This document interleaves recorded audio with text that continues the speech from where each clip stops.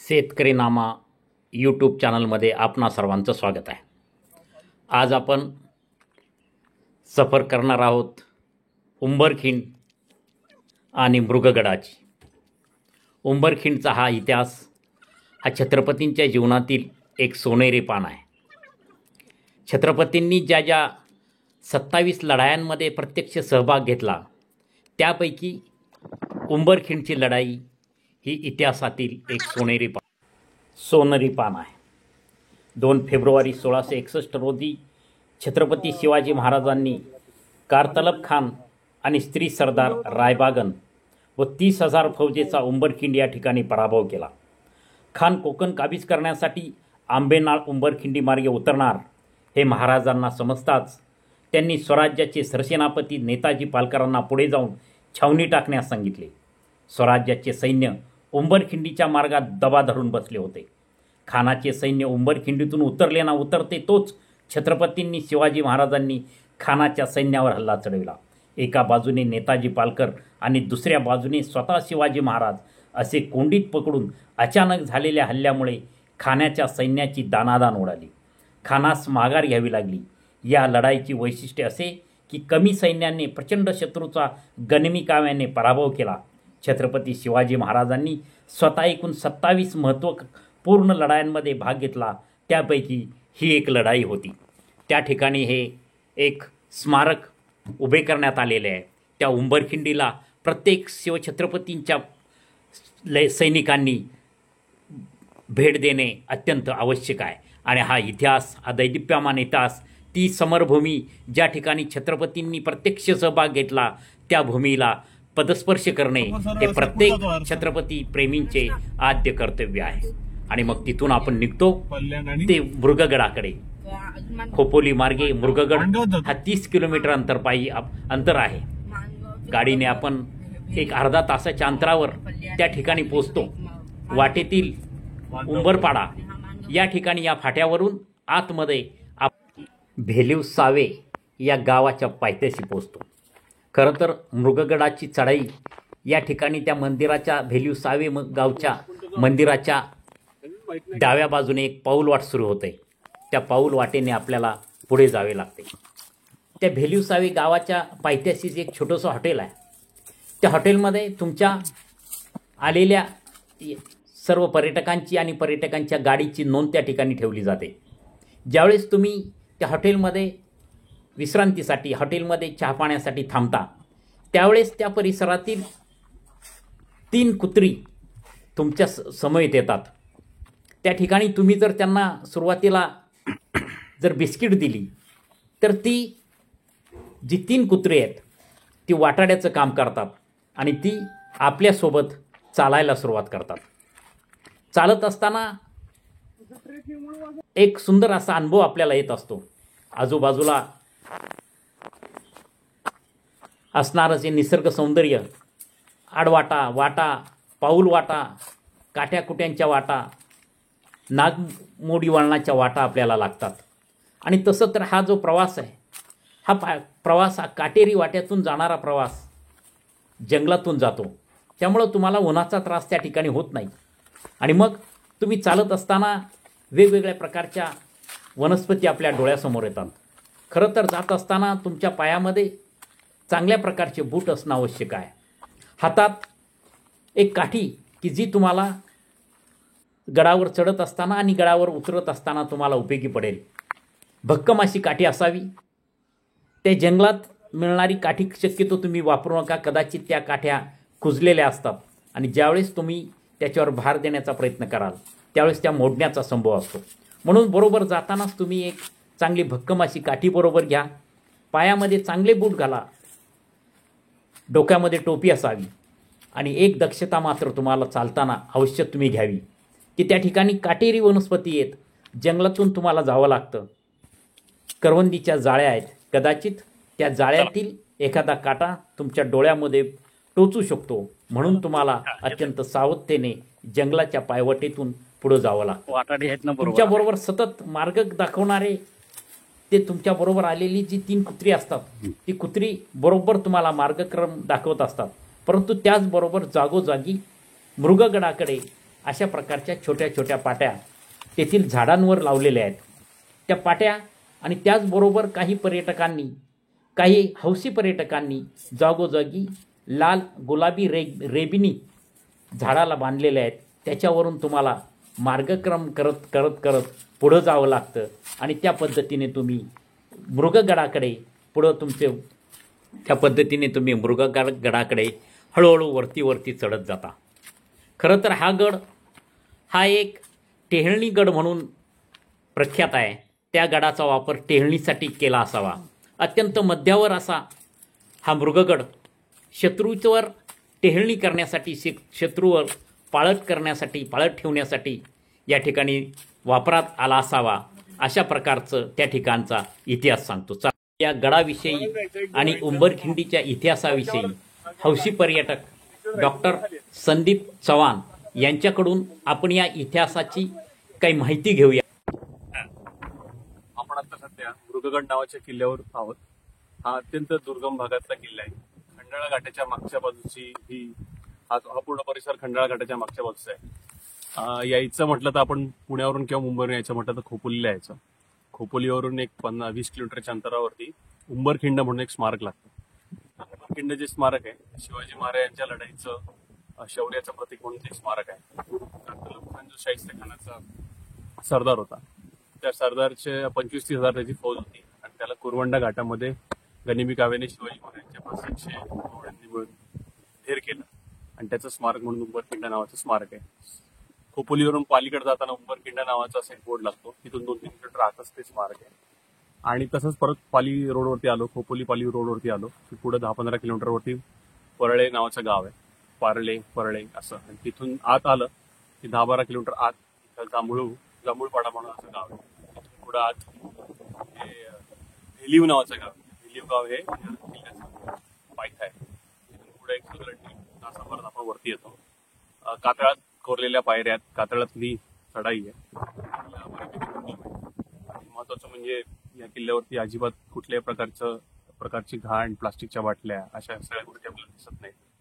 आणि किल्ल्याचं ऐतिहासिक महत्व असं आहे की इथून पूर्ण लोणावळ्याचा ड्यूक्सनुसचा परिसर आणि कुरवंडा घाट, जिथून कारतलब खानाचं सैनिक खाली आलं, तो पूर्ण भाग इथून दिसतो आपल्याला. त्यामुळे हे जे भौगोलिक लोकेशन जे आहे, ज्या लोकेशनमध्ये ही लढाई झाली कारतलब खानाची आणि शिवाजी महाराजांची, त्या पूर्ण लढाईचं आपल्याला जर का भौगोलिक स्थान आणि महत्व समजायचं असेल तर उंबरखिंड नावाच्या स्पॉटवरती यावं आणि तिथून पुढे मग भेलीव गावच्या ठिकाणी या किल्ल्यावरती यावं. तिथून पूर्ण परिसर दिसतो आणि शिवाजी महाराजांनी गनिमी काव्याने ज्या प्रकारे लढाई केली असेल त्या लढाई आपल्याला समजून घेण्यामध्ये इथे आल्याचं म्हणतो. असा हा मृगगड किल्ला. ज्यावेळेस आपण या किल्ल्यावर टॉपवर येतो, किल्ल्याच्या माथ्यावर येतो, त्यावेळेस आपल्याला त्या ठिकाणचा दोन्ही बाजूचा परिसर, की जो लोणावळा घाटाच्या बाजूचा परिसर असेल आणि उंबरखिंडीच्या बाजूचा परिसर असेल, आणि लोणावळ्याच्या घाटातून जी नागफणी आपल्याला दिसते, त्या नागफणीच्या जो बरोबर समोरच्या बाजूला आपण येतो आणि त्या नागफणीच्या समोर आपण गेल्यामुळे त्या ठिकाणी दोन्ही बाजूचा ही जी दिसते ती समोर आपल्याला नागफणी दिसते, जी आपल्याला खंडाळे घाटातून उंच असा सुळका दिसतो, ती नागफणी. आणि त्या नागफणीच्या बरोबर समोरून आपण त्या किल्ल्यावर आलेला असतो.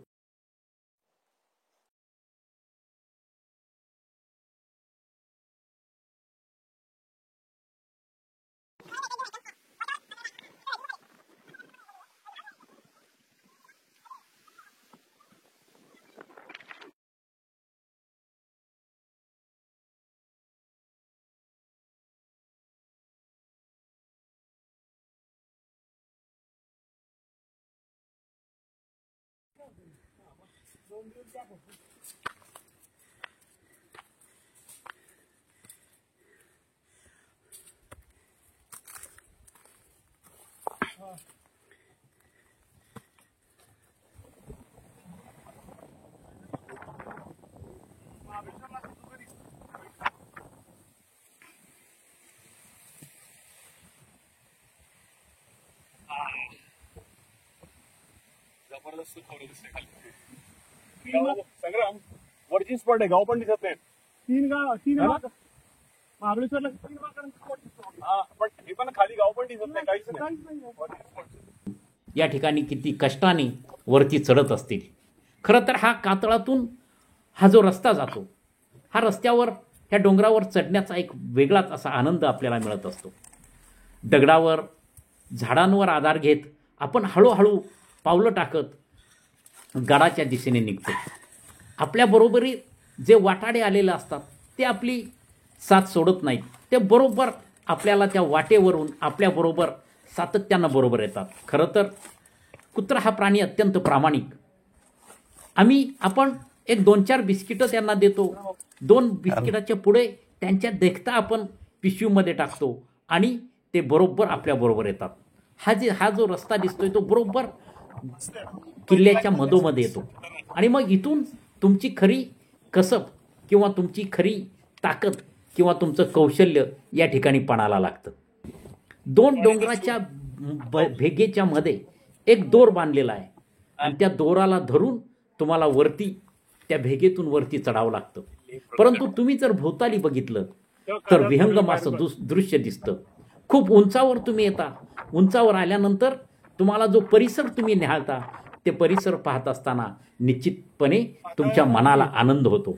दूरपर्यंत जिकडं पाहाल तिकडं तुम्हाला विस्तीर्ण असा परिसर दिसतो. उंच उंच डोंगर दिसतात, झाडे दिसतं, निर्मनुष्य असा परिसर तुम्हाला समोर दिसतो. कुठल्याही प्रकारची मानवी वस्ती तुम्हाला त्या ठिकाणी दिसत नाही आणि असा निसर्गाने नटलेला परिसर. आणि मग तिथून तुमची खरी तर चढायला कसबीला सुरुवात होते. 2 डोंगराच्या भेगेमधून जो पाऊल वाट आहे की ज्या वाटेवर एक दोर बांधलेला आहे, त्या दोराला धरून तुम्हाला हळूहळू वरती चढावं लागतं. हा कोरवंटा घाट का समोरचा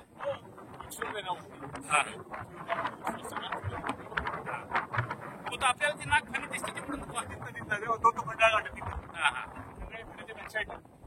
समोर दिसतोय तो खंडाळा घाट. तिथून ही नागफणी दिसते का?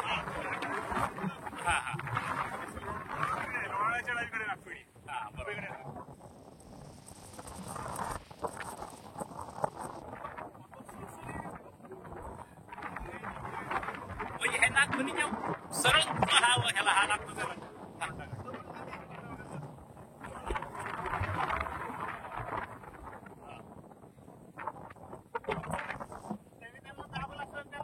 प्रत्येक पर्यटकाने या गडाला भेट दिलेली असेल किंवा ज्यांना हौसी पर्यटक आहेत, ज्यांना गडकिल्ल्यांबद्दल माहिती घ्यायची, त्यांनी निश्चितपणे हा मृगगड हा मध्ययुगीन गड म्हणून आहे.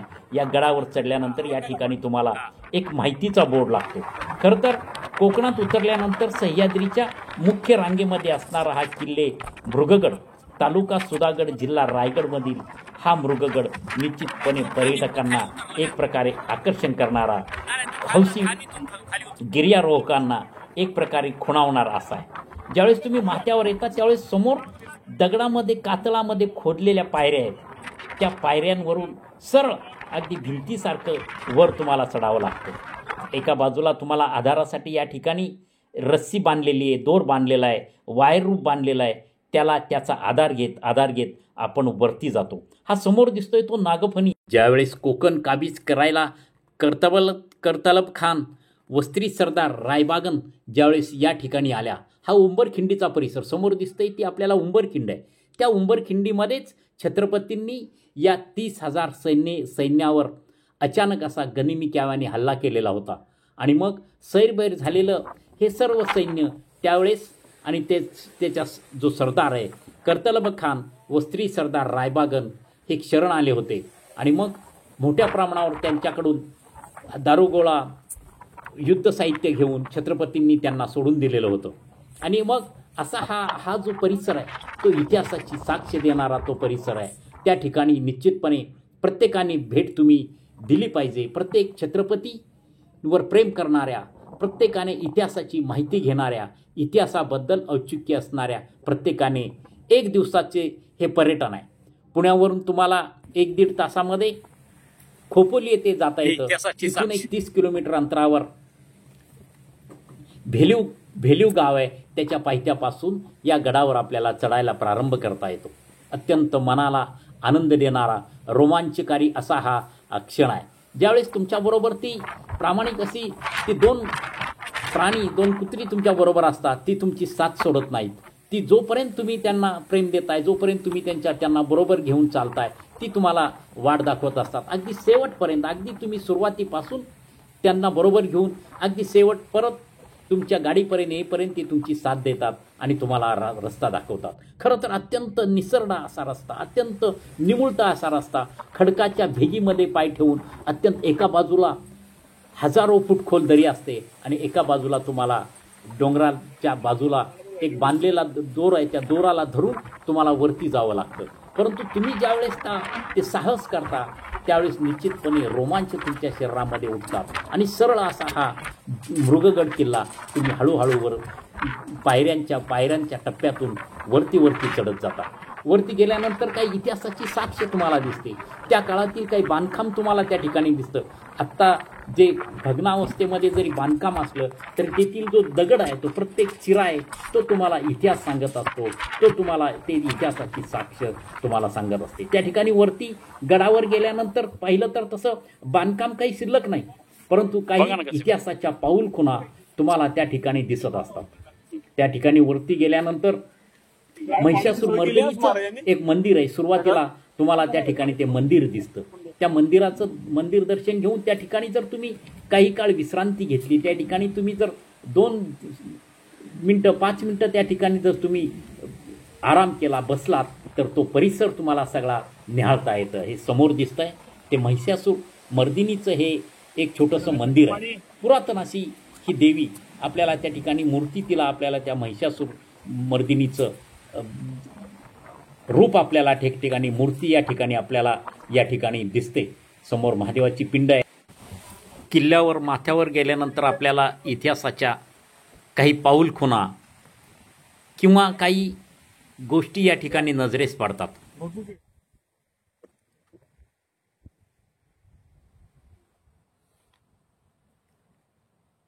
महाबळेश्वरला त्या पॉइंट्सला उन्हाळ्यात असं असतं वातावरण, तो एक गाईड दाखव. खरं तर माणसांपासून अलिप्त असा हा भाग, कुठेही तुम्हाला कचरा दिसत नाही आणि मग तुमची ही जबाबदारी पडते की तुम्ही आणलेले जी काही कचरा असेल तो तुम्ही जाताना बरोबर घ्या.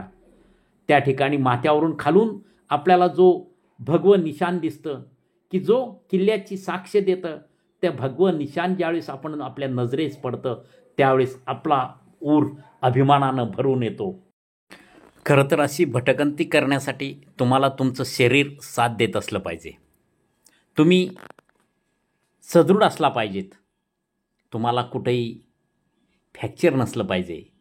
तुमचे हातपाय धडधाकट असले पाहिजेत आणि 60 वर्षानंतरही तुमचे हे हातपाय भक्कम असतील, तुम्ही सदृढपणे एखादा किल्ला चढू शकत असाल तर तुमच्यासारखा श्रीमंत दुसरा कोणीही नाही. हे निसर्गाचं सौंदर्य तुम्हाला पाहण्यासाठी सदृढ असणं भक्कम आवश्यक आहे. आणि 60 वर्षानंतरही तुम्ही जर त्याच तडफेनं, त्याच जिद्दीनं, त्याच उत्साहानं जर गडकिल्ले चढत असाल तर निश्चितपणे खरंच तुमच्यासारखा श्रीमंत या जगामध्ये दुसरा कोणीही नाही. मृगगड किल्ला हा तसा छोटासा किल्ला, 1 तासाच्या अंतराने तुम्ही तुमच्या शक्तीची परीक्षा पाहत तुम्ही चढू शकता. असा अनेक किल्ले तुम्हाला पाहता येतील. आपण वेळोवेळी असे वेगवेगळे किल्ले आता आपण भटकंती करणार आहोत, वेगवेगळे किल्ले आपण पाहणार आहोत आणि त्या किल्ल्यांचा मनमुराद आनंद आपण लुटणार आहोत. चला तर मग भटकंतीला वेळोवेळी जे किल्ले आम्ही भटकंती करणार आहोत त्या किल्ल्यांचा अशाच पद्धतीनं आपण तुम्हाला इतिहास समजून सांगणार आहोत. तुम्हाला या किल्ल्यांचं आम्ही दर्शन घडवणार आहोत. निसर्गाच्या सानिध्यामध्ये तुम्हाला घेऊन जाणार आहोत. निश्चितपणे आमचं हे चॅनल सबस्क्राईब्स करा. शेतकरी नामा GA न्यूज यूट्यूब चॅनलच्या माध्यमातून वेगवेगळी आपण भटकंती करणार आहोत, वेगवेगळे किल्ले पाहणार आहोत. इतिहासाचं साक्ष ज्या ठिकाणी आहे ते आपण अनुभवणार आहोत आणि छत्रपतींच्या या भगव्या झेंड्याला मानाचा सलाम करणार आहोत. तुम्ही आमच्याबरोबर राहा. वेगवेगळे किल्ले तुम्हाला आम्ही दाखवणार आहोत. तुम्ही या भटकंतीनंतर, या मृगगड किल्ल्यानंतर या परतीच्या प्रवासाला निघता.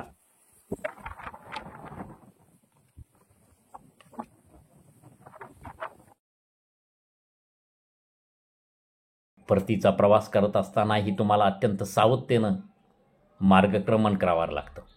ह्या जे पायऱ्या आहेत त्या निसरड्या पायऱ्या त्या हळूहळू सावधपणे तुम्हाला उतराव्या लागतात. खरं तर हा मृगगड हा किल्ला छत्रपतींच्या काळामध्ये एक टेहळणीचा किल्ला म्हणून याचं एक अनन्यसाधारण महत्त्व आहे. परतीचा प्रवास करत असताना जवळच आवंडे एक गाव आहे. त्या गावात बाळाजी आवजी चिटणीस यांची समाधी आहे. ती समाधी आपल्याला पाहता येते की ज्यांना छत्रपती संभाजी महाराज यांनी हत्तीच्या पायदळी दिलेलं होतं, ती समाधी वाटेवरून येताना आपल्याला पाहता येते. रायगड जिल्ह्यामध्ये सुधागड तालुक्यात आवंडे या गावी आपण आहोत. या गावी शिवारामध्ये अचानक छोटीशी समाधी लागते. माहिती काढल्यानंतर कळतं की ही समाधी शिवरायांचे अष्टप्रधान मंडळातली एक मुख्य प्रधान होते, बाळाजी आवजी चिटणीस, त्यांची समाधी आहे. दुर्दैवानं अनाजी पंताच्या नादाला लागून त्यांनी संभाजी महाराजांच्या विरोधी कारवाया केल्या आणि त्याचाच एक भाग म्हणून मग संभाजी महाराजांनी सुधागड तालुक्यातल्या पुढे सुधागड किल्ला इथून जवळच आहे त्याच्या पायथ्याशी त्यांना हत्तीच्या पायदळी दिले. त्यांची त्यानंतर इथं समाधी केलेली आहे. तुम्ही जर खवय्या असाल तर मग रोडवर तुम्हाला रस्त्याच्या कडेला अशा प्रकारे बोंबील, सोडे आणि सुकट यांची दुकाने तुम्हाला पाहायला मिळतात आणि किफायतशीर किमतीमध्ये तुम्हाला ती खरेदी करता येतात. धन्यवाद.